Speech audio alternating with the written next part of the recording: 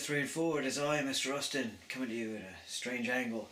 If you watch films, this is called a Dutch angle, right, which is used in a film to portray something that's slightly off or strange. Yeah.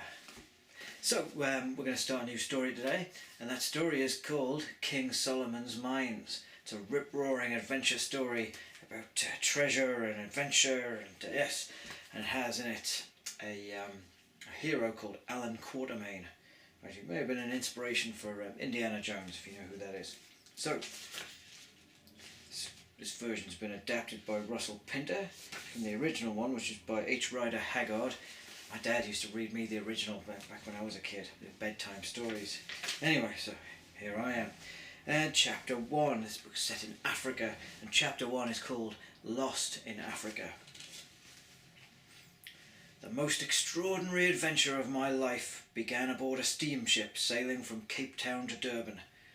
I had experienced many dangers during my time in Africa, but as I strolled around the deck on that cool January night, little could have prepared me for the nerve-shattering perils that lay ahead. "Excuse me, sir," came a booming voice behind me. I turned to see a great bear of a man, broad-chested, with flowing golden hair and a fulsome beard. "But are you by any chance Mr. Alan Quatermain?" he asked. "I am," I replied cautiously. The fellow seemed relieved.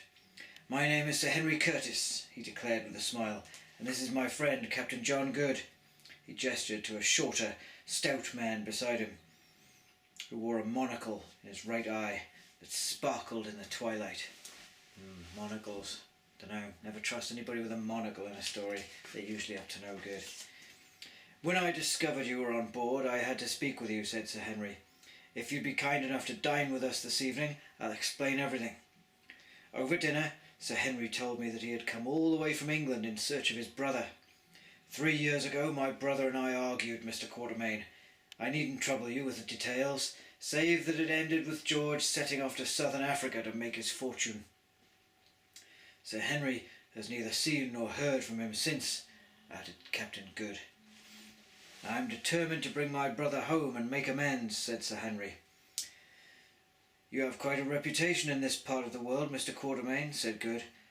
"Our inquiries have led us to believe that you may have met Sir Henry's brother." 2 years ago, when you were trading in the Transvaal," prompted Sir Henry eagerly. I cast my mind back. "It's some time ago, gentlemen. Even so, I don't recall ever meeting a George Curtis." "We believe he was calling himself Neville at the time," interjected Good. Something about this name struck a chord. Yes, there was a fellow," I recalled. "He camped nearby for 2 weeks or so." Sir Henry could hardly contain his excitement. "And what became of him, Mr. Quatermain? Did he tell you where he was headed?"